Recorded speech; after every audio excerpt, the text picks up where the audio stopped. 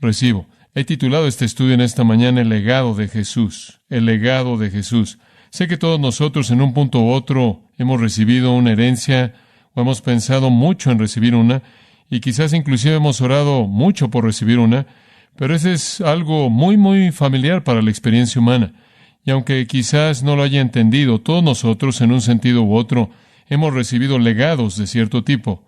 Si no es una gran cantidad de dinero o algún objeto de valor que nos es dejado, simplemente son esos artículos de las vidas de personas que son muy queridas para nosotros. Mi madre, por ejemplo, tiene cosas de su madre que son muy preciadas para ella, que le dejó su madre al morir. Hay personas cuyos hijos dejan el hogar, se casan y se mudan y de pronto todas las pequeñas cosas que eran de ese hijo se vuelven significativas de manera especial.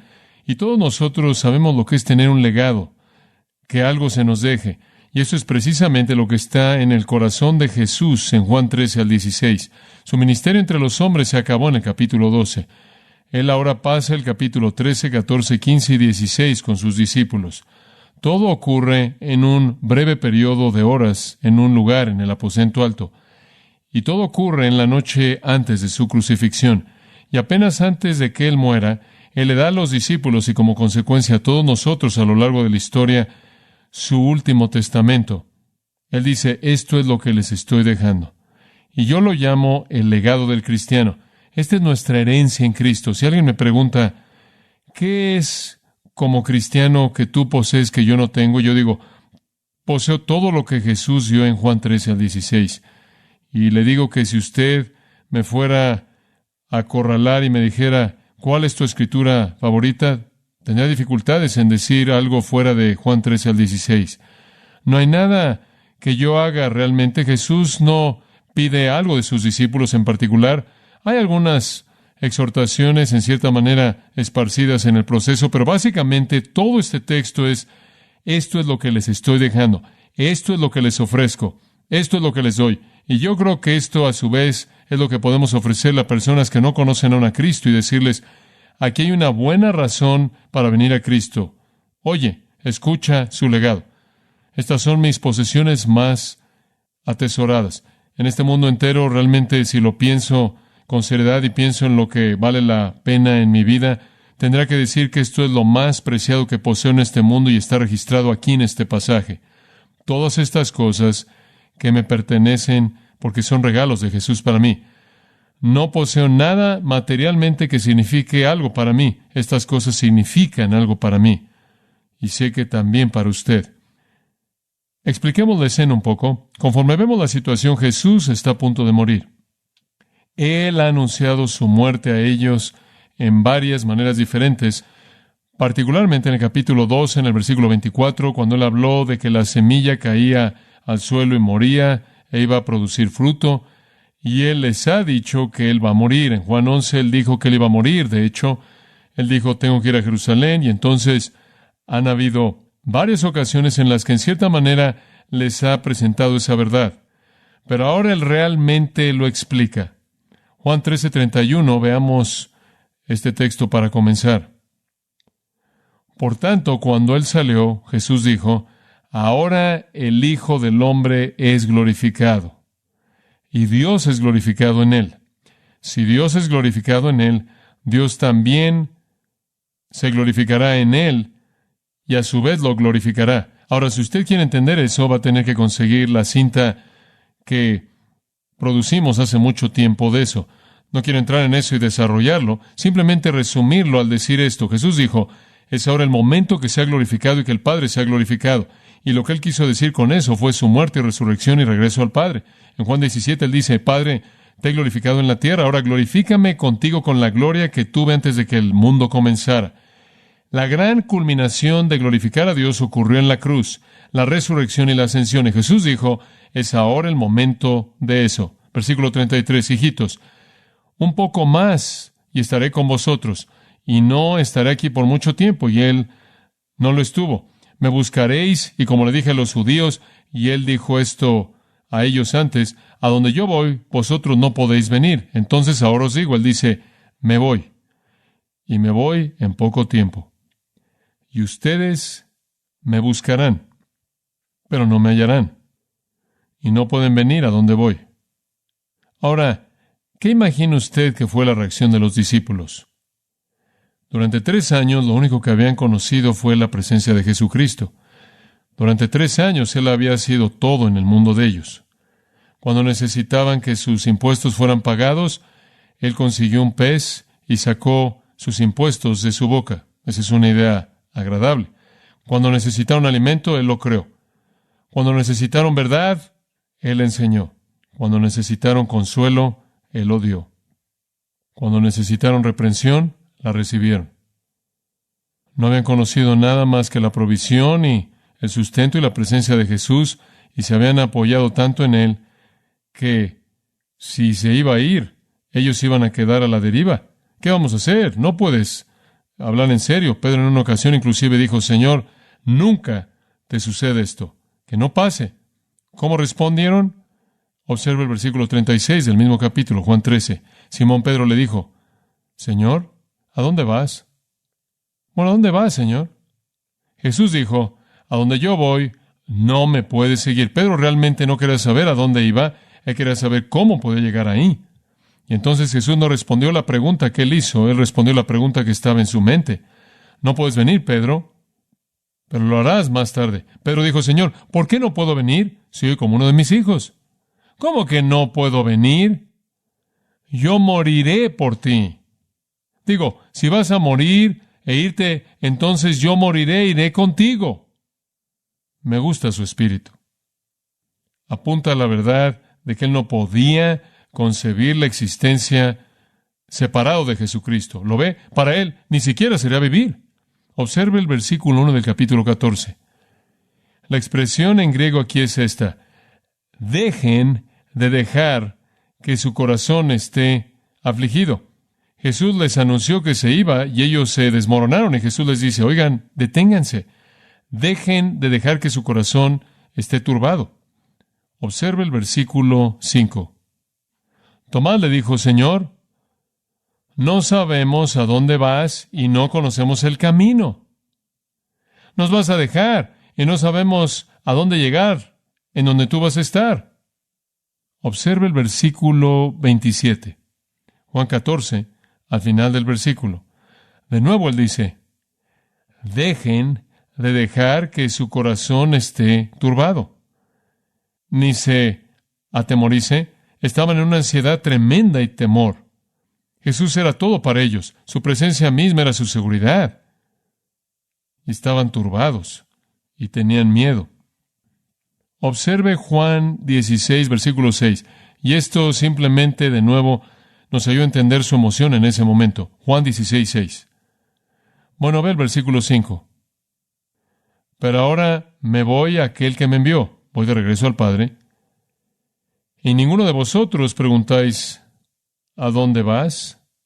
Pero debido a que he dicho estas cosas a vosotros, la tristeza ha llenado vuestros corazones.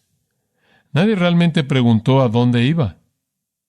Ellos simplemente le preguntaron la manera de llegar ahí. Y Jesús dice, su actitud es de tristeza, ha llenado su corazón. Y la palabra, la hemos visto antes en nuestro estudio, el llenar significa dominado. Estaban llorando, estoy seguro, estaban sollozando en el interior. Nunca podían concebir una vida sin Cristo. No había manera en la que pudieran identificarse con eso. Usted piensa cuando está quebrantado de corazón, cuando usted pierde a un ser querido, ni siquiera podría comenzar a concebir cómo sería vivir en la presencia del Hijo de Dios perfecto, sin pecado, sin mancha, con todo su amor y empatía increíbles y perfección en toda relación humana posible, después entender que Él se iría, y usted no sabe en dónde estaría y cómo llegaría usted ahí, y tener miedo. Y Jesús, en lugar de preocuparse por su propia muerte, lo cual estaba a punto de venir en cuestión de horas, siempre mostrando empatía perfecta, estaba mucho más preocupado con ellos, por ellos, de lo que Él estaba por sí mismo. Y entonces Él pasó Juan 13, 14, 15 y 16 para decirles lo que Él les iba a dejar. Sé que me voy, pero esto es lo que quiero dejarles. Y cuando todo se haya dicho y hecho, su punto es mejor que yo me vaya, porque si no me voy no pueden tener estas cosas. Y la idea es que cuando Él termine, ellos van a estar diciendo, Señor, entendemos, es mejor para nosotros que te vayas. Es mejor que te vayas. Ahora, ¿qué es lo que les dejó? ¿Qué cosas les dejó Jesús como un legado a sus discípulos y a todos los que confían en Él? Encontré 10 de ellas y vamos a tomar las primeras 5 esta mañana y vamos a terminar la próxima vez. Número 1.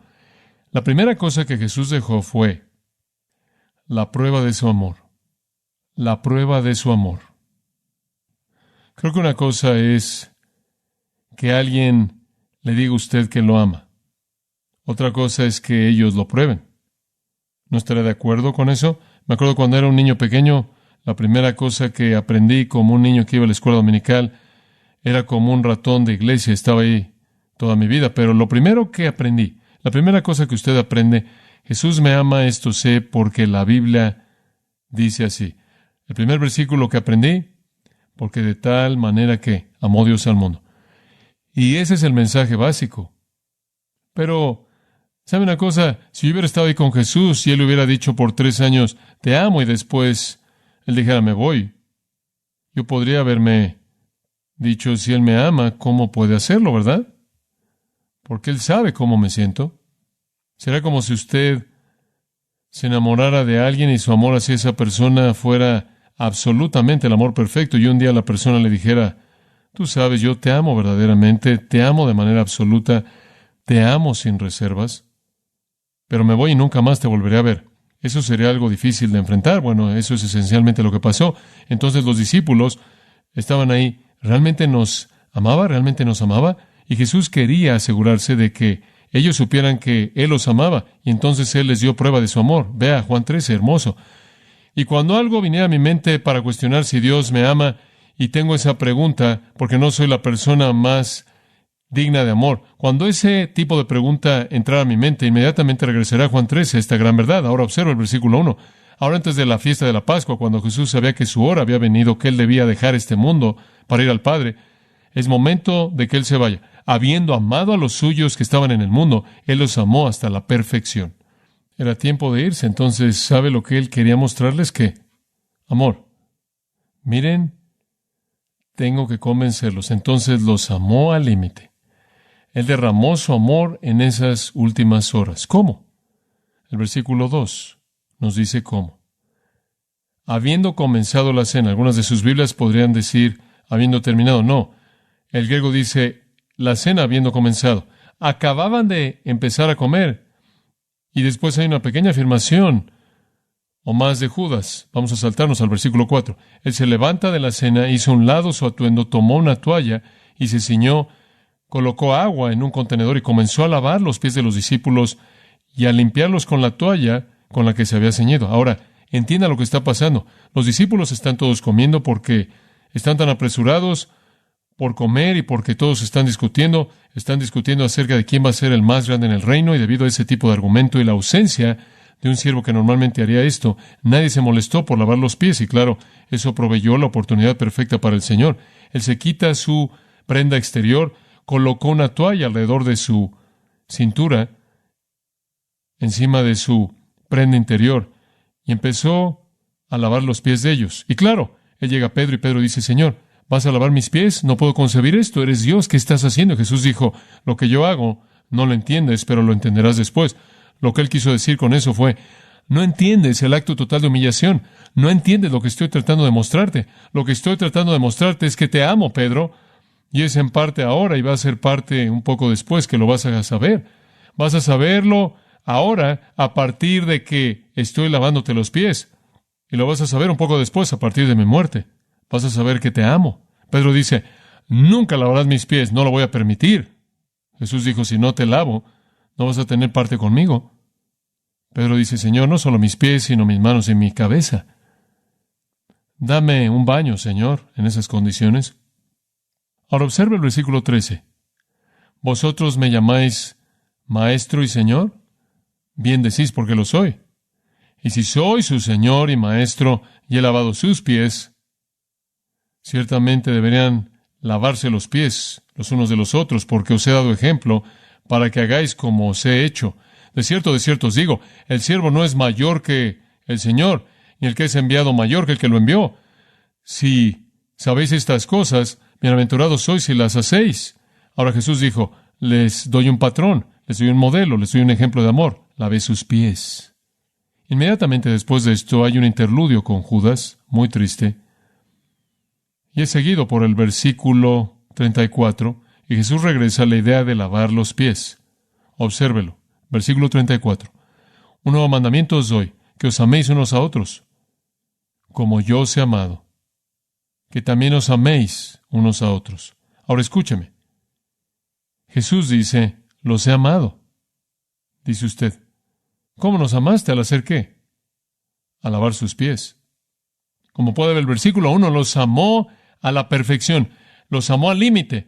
Está bien que Él lo sienta, pero ¿cómo lo demuestra Él? Lo demuestra al lavarles los pies. Y después Él dice, miren, así es como les mostré mi amor hacia ustedes, así es como espero que ustedes se muestren el amor unos a otros mediante el servicio humilde al inclinarse al lugar de la mansedumbre. Los amo. Si Jesús estuviera aquí, Él no tendría un mayor gozo que lavar los pies de usted. ¿Sabe usted eso? Y yo sería como Pedro. Si el Señor viniera y comenzara a lavarme los pies, yo diría, Señor, levántate. Esto nunca pasará. Pero como puede ver, Él está diciendo, te amo, pero tiene que hacer más que decirlo para convencer a estos hombres con los corazones quebrantados. Entonces Él lo prueba al hacer algo que verdaderamente es un acto de amor. Y lo que es tan hermoso acerca de esto es que, entrelazado en el capítulo 13, es el trasfondo de Judas. Y Él inclusive lo amó a Él. Él inclusive lavó sus pies. Él ama. Pero hay más. Observe Juan 15. La prueba de amor dada en esta última noche no solo termina ahí. Juan 15:12. Él regresa al mismo tema. Recuerde, todo esto es en cuestión de tan solo unas pocas horas en la misma noche. Entonces la conversación entera simplemente se entrelaza. Estas cosas os he hablado para que mi gozo permanezca en vosotros y para que vuestro gozo sea cumplido. Ahora escuche, este es mi mandamiento, que os améis unos a otros así como yo os he amado. Ahora, Él va a llevarlo un paso más hacia adelante. Escuche, ninguno tiene mayor amor que este, que un hombre que ponga su vida por sus amigos, y después aquí viene la afirmación clave, y vosotros sois mis ¿qué? Amigos. ¿Se acuerda lo que dije en Juan 13? Jesús le dice a Pedro, ahora Pedro, estoy haciendo esto, y vas a entender más después. Jesús estaba diciendo, te amo Pedro, permíteme mostrártelo al lavarte los pies, y después más adelante te voy a mostrar por qué al poner ¿qué? Mi vida por ti. Escuche, ninguno tiene mayor amor que que un hombre ponga su vida por sus amigos. Él quiere que tengan un modelo, Él quiere que tengan un patrón. Entonces Él dice, piensen en esto cuando me vean en la cruz. Eso es yo amándolos. ¿Lo ve? Esta no es tan solo una lección. ¿Lo ve? No es tan solo un sermón. Es una prueba. Dios probó su amor hacia nosotros en que, siendo aún pecadores, ¿qué pasó? Cristo murió por nosotros. Yo no cuestiono el amor de Jesús hacia John MacArthur. Yo podría cuestionarlo.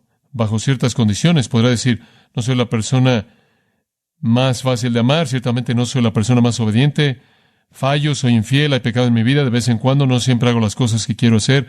Normalmente quiero hacer las cosas correctas, pero no siempre lo cumplo. Y si fuera el hecho de que tú me amaras en base a lo que yo soy, estaría en muchos problemas. Pero cuando cuestionara si Él me amara o no, regresaría a esta porción en particular y diría, pero Señor, si tú estuvieras aquí, tú lavarías mis pies y ciertamente moriste por mí. Y esos tienen que ser los actos de amor más grandes, mansedumbre y muerte condescendientes. ¿Qué nos dejó Jesús?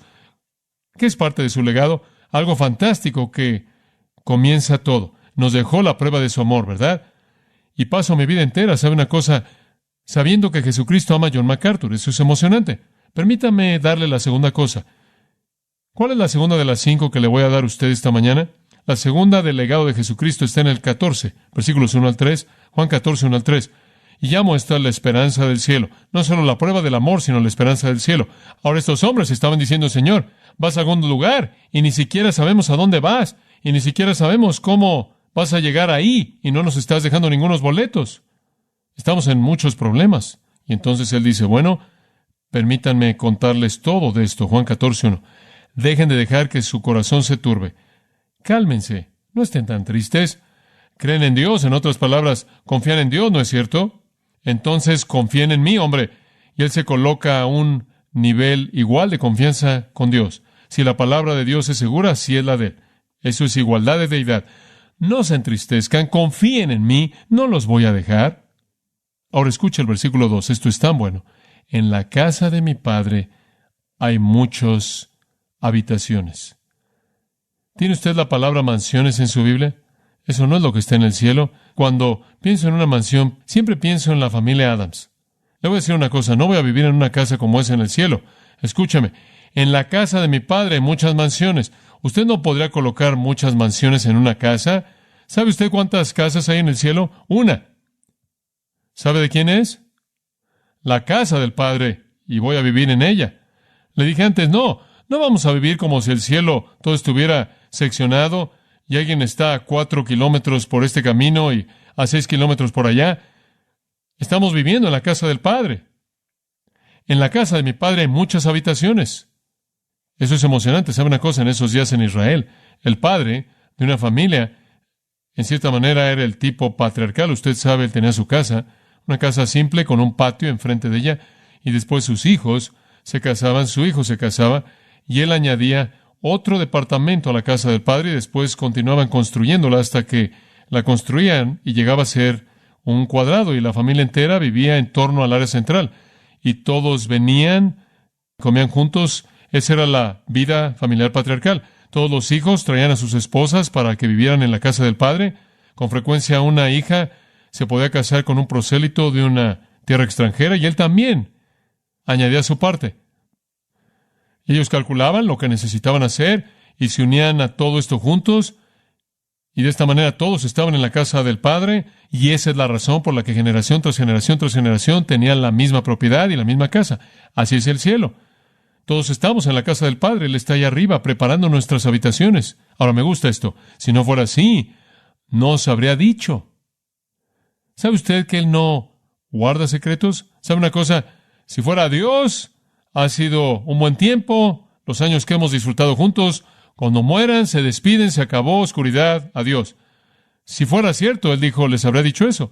No estoy tratando de engañarlos, pero les estoy diciendo algo, eso no es verdad. Lo que es verdad es que va a haber algo para ustedes en el cielo. Voy a preparar lugar para vosotros.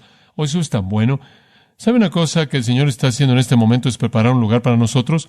Algunas veces cuando una persona me dice que no creen en la seguridad de un cristiano, o que un cristiano no puede saber que va al cielo, no están demasiado seguros, entonces siempre pienso, bueno, ¿supones que el Señor está allá arriba construyendo lugares que nunca serán ocupados? Pensando, oh, ese es uno tan bonito. Y Él cayó. Él nunca estará. No, escuchen amigos, si Él lo está preparando, usted va a estar ahí. Voy a preparar lugar para vosotros. ¿Cómo sabes? Ve el versículo 3. Y si voy y preparo lugar, y no hay ningún lugar vacante en el cielo, entonces, si eso es verdad, regresaré y ¿qué? Lo recibiré para mí mismo. No hago lugares para personas que no van a estar ahí. En su gran soberanía, en su gran gracia, Él sabe quiénes son sus hijos, y Él está preparando un lugar para ellos. ¿Sabe una cosa? Cuando pienso en el cielo, puede pensar en Él en muchas maneras. En la Biblia, el cielo es llamado un país debido a su magnitud. Es llamado una ciudad debido a la grandeza de su población. Es llamado un reino debido a la estructura y el orden. Es llamado un paraíso debido a la belleza. Pero el mejor lugar para el cielo es la casa de mi Padre. ¿No lo cree? Digo, no puedo emocionarme demasiado acerca de ir a un país, o ir a una ciudad, o ir a un reino, o ir a un paraíso. Eso es un poco más emocionante, pero lo más emocionante es que me gustaría estar con mi Padre, vivir en la casa de mi Padre. Algunas personas han dicho, bueno, ¿supones que va a haber lugar en el cielo para toda persona que llegue ahí? Bueno, usted sabe lo que dice en el versículo 2, dice, hay muchas habitaciones. ¿Sabe usted qué tan grande es el cielo? Yo tampoco. Pero le voy a decir una cosa, es lo suficientemente grande. Simplemente la Nueva Jerusalén es increíble. Solo la Nueva Jerusalén es increíble. La Nueva Jerusalén, descrita en Apocalipsis 21, es de 1,500 millas cúbicas. ¿Sabe usted qué tan grande es eso? 2,250,000 millas cuadradas. 2,250,000 millas cuadradas. ¿Sabe usted qué tan grande es Londres? 140 millas cuadradas. Ahora, allá hay suficiente lugar para mí. Usted y yo y el resto de nosotros que vamos a estar ahí, el Señor sabe eso. Además, usted tiene el universo entero para pasear Son muchas habitaciones, una casa grande, una casa grande. Pero lo que me gusta está en el versículo 3, simplemente me gusta esto. Y Jesús dice, si voy y preparo lugar para vosotros, regresaré y os recibiré, ¿qué? Para mí mismo, para que en donde yo, ¿qué? Estoy.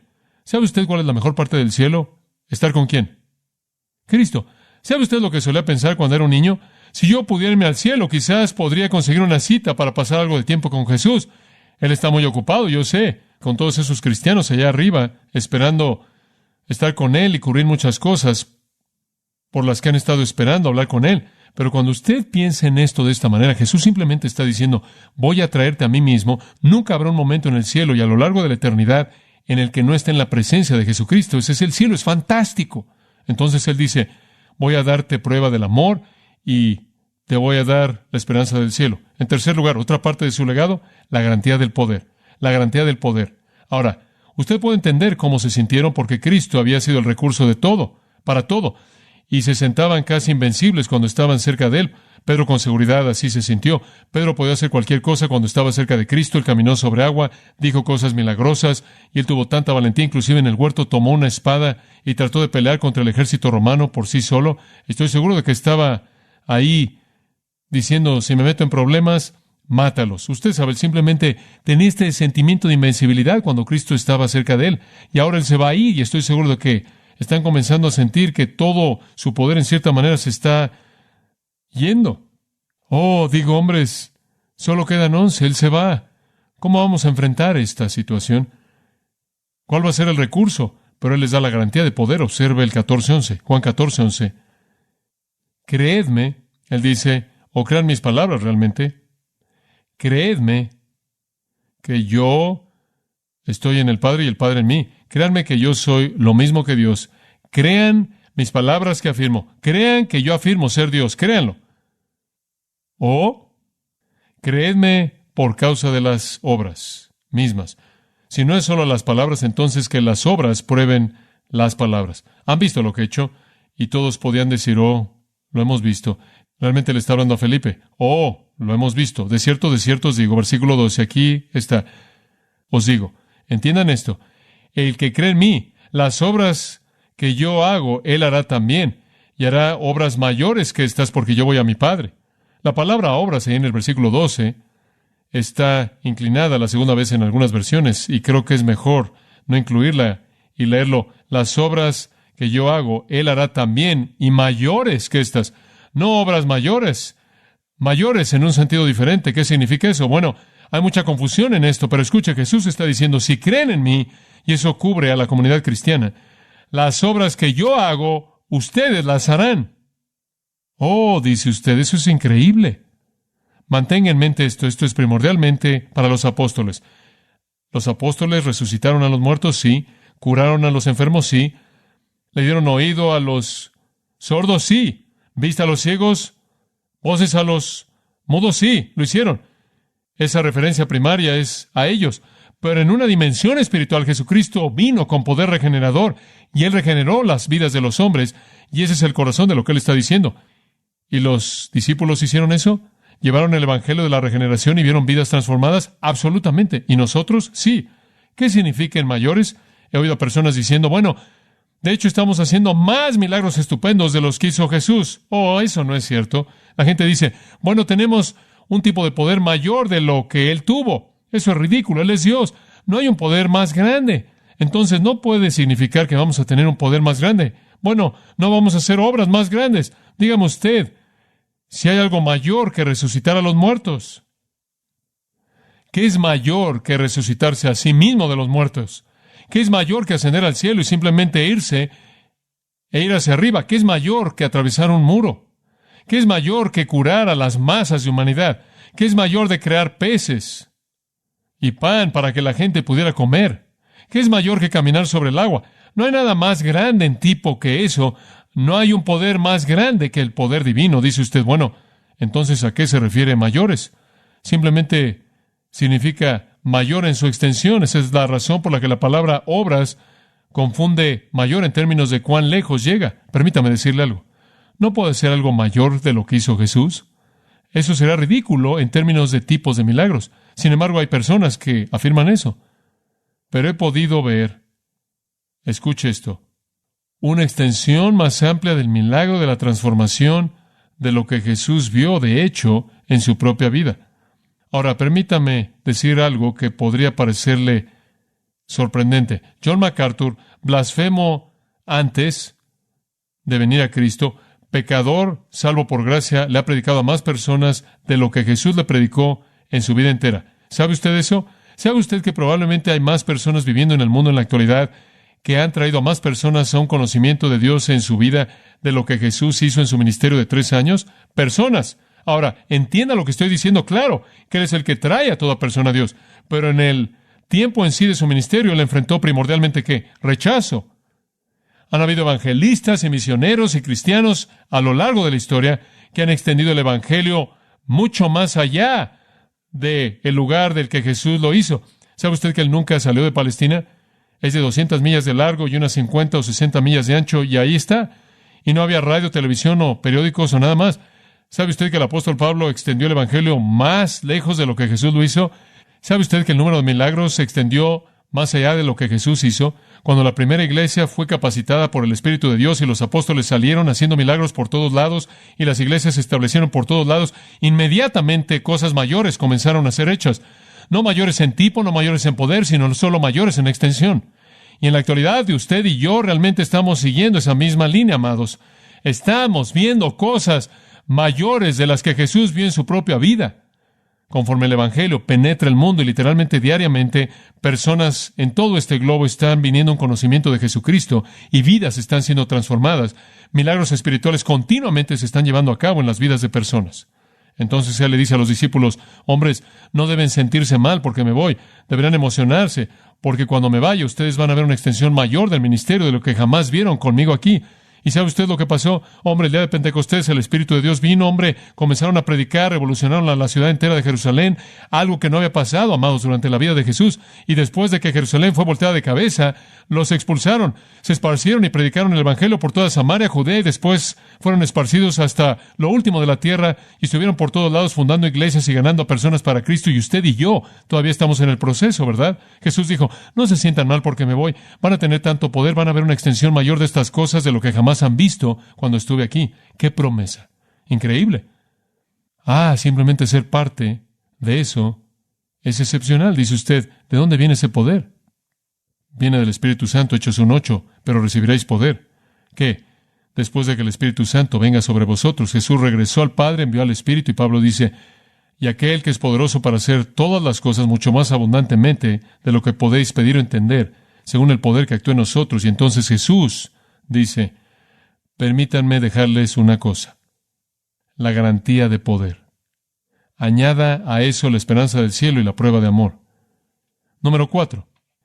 Y esta tiene que ser una verdad súper emocionante.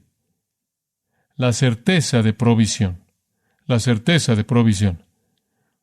Como mencioné antes, los discípulos, claro, disfrutaron de que todas sus necesidades fueron provistas por Jesús.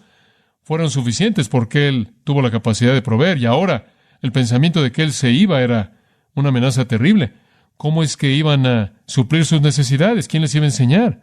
¿Quién les iba a dar lo que necesitaban para vivir? ¿Quién les iba a proveer abrigo? ¿Quién los iba a vestir? ¿A quién acudirían cuando tuvieran una carga o preocupación o ansiedad o una necesidad o querían que algo pasara y querían pedir algo o hacer una petición? ¿A quién acudirían si Jesús no estaba ahí?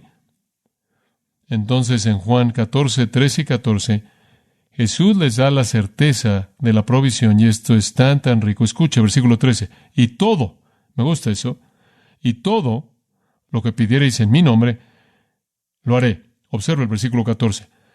Si pidieres cualquier cosa en mi nombre, lo haré. ¿Sabe cómo llamo yo eso?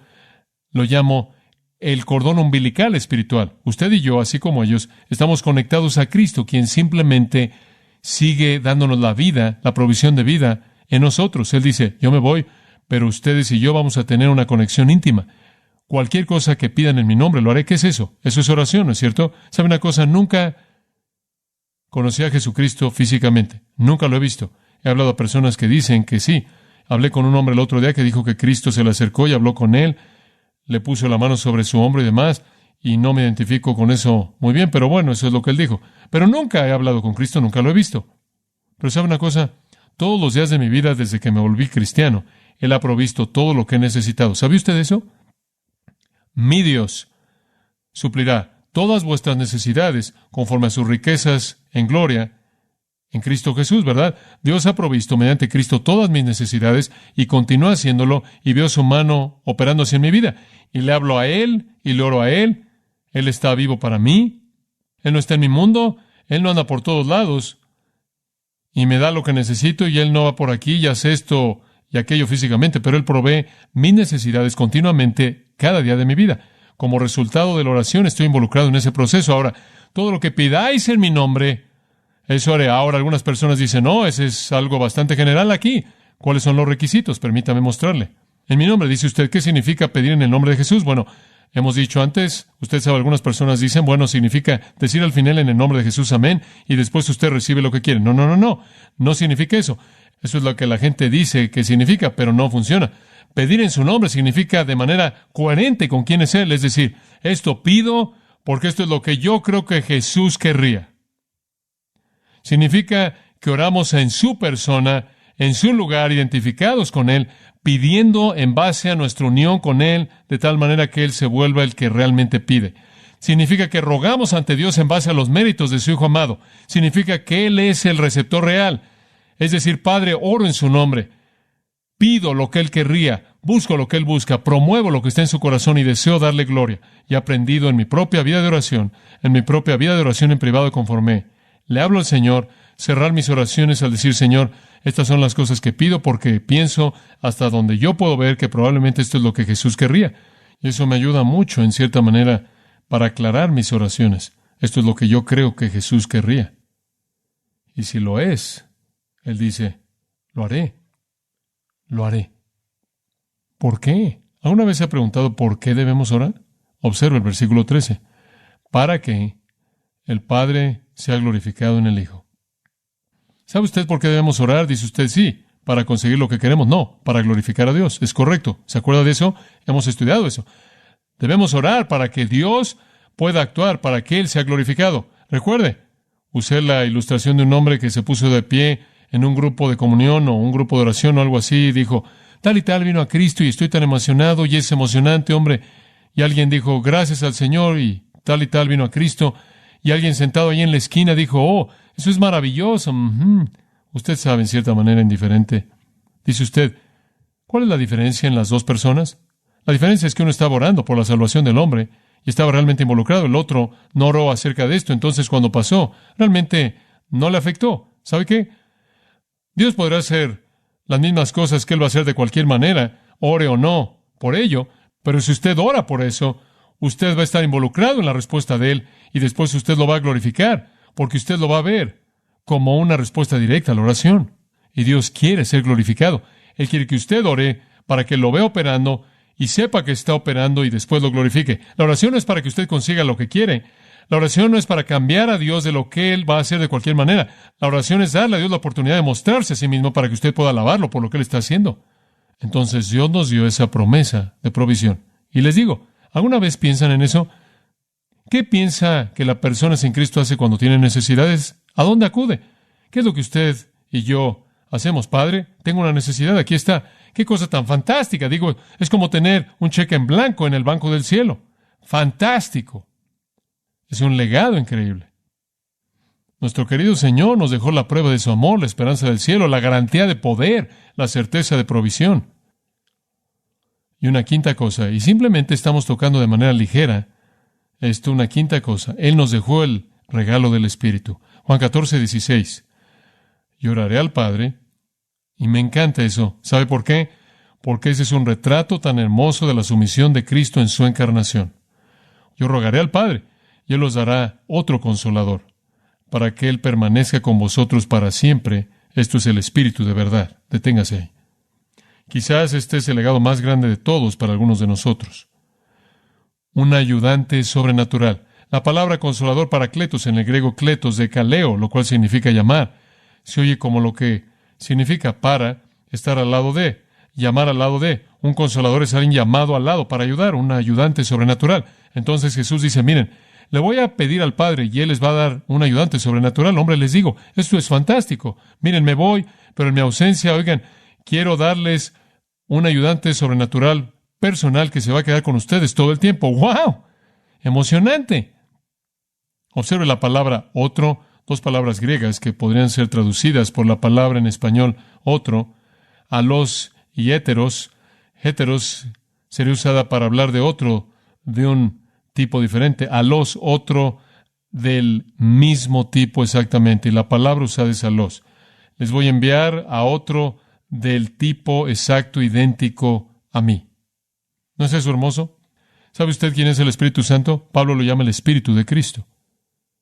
El Espíritu de Cristo. Cristo dice, yo me voy, pero les voy a enviar uno exactamente igual a mí. Un sustituto perfecto para la presencia familiar de Jesús para esos discípulos. Y Él va a ser su ayudante sobrenatural. Hombre, me emociona eso. ¿Se da cuenta usted lo que es poseer al Espíritu de verdad, al Espíritu Santo en su vida? Después Él añade en el versículo 17, a quien el mundo no puede recibir. Van a tener esto y el mundo no. Esto es algo que es superhumano. Esto es algo que va más allá de la norma de la existencia humana. Y el mundo no le puede recibir porque no le ve. Esto no tiene la manera de percibirlo espiritualmente a Él. Ni lo conoce ni lo experimenta. Pero vosotros lo conocéis porque Él mora con vosotros y estará ¿en dónde? En vosotros.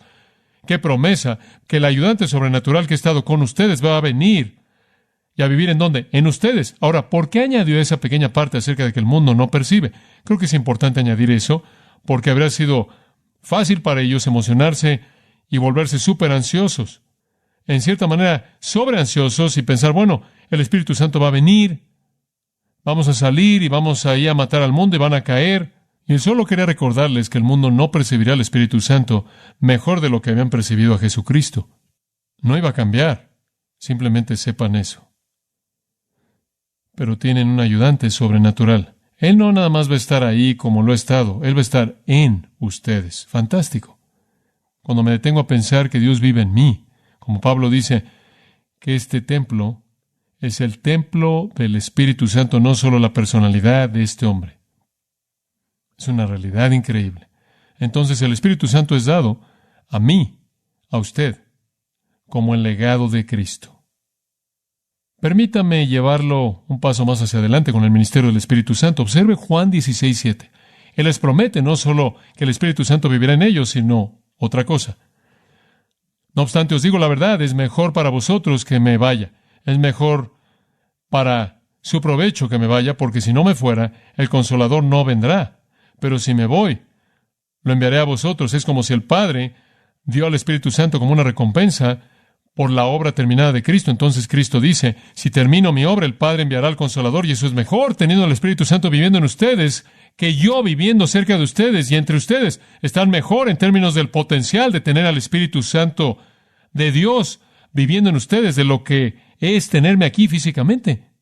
Porque entonces no tienen que preocuparse porque vayan conmigo, Él estará con ustedes. Pero además de esto, cuando Él venga, versículo 8, Él convencerá o reprenderá al mundo de pecado, justicia y de juicio. ¿Sabe usted lo que es fabuloso? Cuando estoy predicando, cuando estoy compartiendo a Cristo, cuando estoy esforzándome por vivir una vida de testimonio, el Espíritu de Dios está operando en mi vida. Pero ¿sabe qué más? Él también está operando en la vida de la persona que estoy tratando de alcanzar. ¿Qué está haciendo en esa persona? Me está capacitando a mí y está convenciéndolos a ellos. ¿De qué los está convenciendo? De pecado porque no creen en mí, el pecado de rechazar a Cristo. De justicia porque voy a mi Padre y no me veráis más. En otras palabras, cuando Cristo fue al Padre, fue la afirmación de Dios de que Él era justo, de que Él había cumplido con su obra y Él iba a ser exaltado. Y entonces el Espíritu Santo no solo convence del pecado de rechazar a Cristo, sino convence del hecho de que Cristo es justo y la fuente de justicia y el estándar de justicia. Y en tercer lugar, Él convence de juicio, porque el príncipe de este siglo ha sido juzgado. En otras palabras, todo lo que el Espíritu Santo necesita hacer es decirle a alguien, miren lo que le pasó a Satanás, miren su juicio, y qué te hace pensar que tú te vas a salir con la tuya si él no pudo. Entonces el Espíritu Santo viene y convence. Entonces Jesús dijo, voy a enviarles a mi Espíritu Santo, y Él va a vivir en ustedes, y Él va a llevar a cabo su obra en ellos. ¡Qué promesa! Promesa fantástica. Y el Espíritu Santo lo hace. Él lleva a cabo su obra en el incrédulo. Juan Bunyan, en su libro Guerra Santa, tiene una ciudad llamada el alma del hombre, y el alma del hombre representa a las personas redimidas.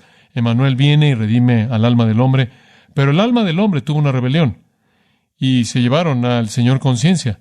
El Señor Conciencia tenía un trabajo en la ciudad. Su trabajo era tocar la campana, y él siempre estaba tocando la campana.